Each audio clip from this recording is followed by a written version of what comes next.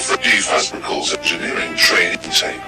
This is probably your 4th or 5th day on the job, and we want to get you prepared for your final fix before we set you free.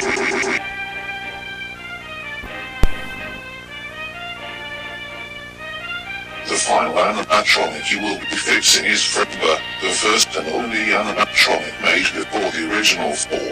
Unfortunately, we do not know how to fix this badly damaged thing, and no one has ever got it to actually work, but you can manage it.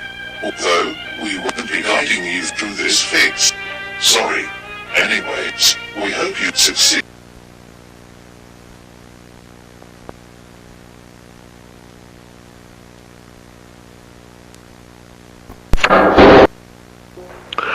Hello, I'm Terrence. I am inside, the Freddy Fazbuckle's. Apparently I'm supposed to be fixing a golden bear called Fredbear. Interesting. I'm recording this so that if, Derek sees this, he'll probably give me a raise. I could either be the manager, or, well, I'll just stay as the same as engineer. I listened to the tape, and,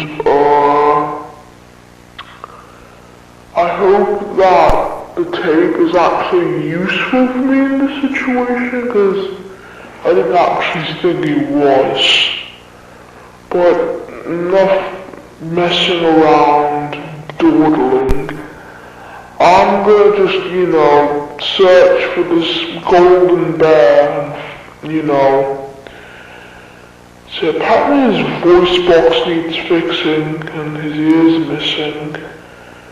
Not know where his ear could be, I've not seen an ear at all around here, but maybe his voice box could be fixed. Just need to replace it. Probably. Yeah. Yeah.